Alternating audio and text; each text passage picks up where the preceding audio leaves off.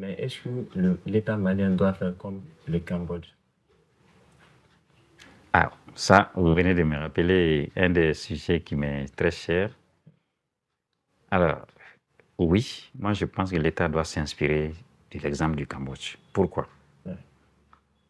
Malgré la bonne volonté de l'État de rendre, de faire en sorte que la formation soit en adéquation avec les besoins du marché, et ces comités de relecture des cursus sont encore, c'est encore ceux qui n'ont pas d'entreprise, ceux qui n'ont pas d'industrie, qui vont définir cela. Mais le Cambodge, lui, il a estimé que les entreprises ou les intérêts savent mieux leurs besoins. Donc, ils ont créé d'abord un marché de la formation professionnelle. Ils ont décidé que lorsqu'une entreprise dépense par exemple 100 francs pour former un agent, l'État va lui rembourser 150 francs d'impôt. Donc, ça veut dire quoi? Quoi que vous investissez dans la formation, vous ne perdez pas de l'argent. Donc, cela a créé un marché de la formation. Donc, les centres de formation se sont équipés. Ouais.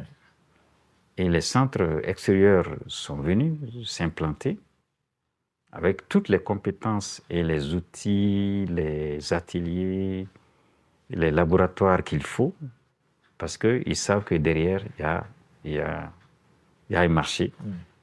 Donc, et les entreprises aussi se sont mis à former du personnel sans crainte de le perdre.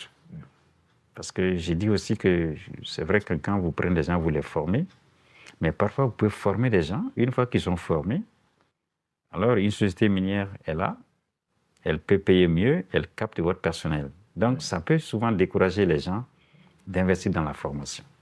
Mais quand vous savez que les frais de formation vous sont remboursés, en ce moment, la formation devient n'est pas risquée pour vous et ça profite vraiment au pays. Donc, du coup, l'excellence du Cambodge que j'ai vu, ça a permis à ce pays, aujourd'hui, tous les grands groupes du monde sont au Cambodge. Parce qu'ils n'ont plus de problème de recruter du personnel compétent. Parce que les centres de formation sont venus s'installer et le système s'est mis en place sans que l'État ne dépense un franc. Les entreprises ou industries ont élaboré eux-mêmes les cursus de formation dont ils ont besoin et les centres de formation ont formé les gens en fonction du besoin et du coup, l'État a fini par s'inspirer de ça pour définir ses propres cursus. Mais chez nous, l'État est en train de lui-même faire. Bon, c'est déjà pas mal, mais on peut mieux faire.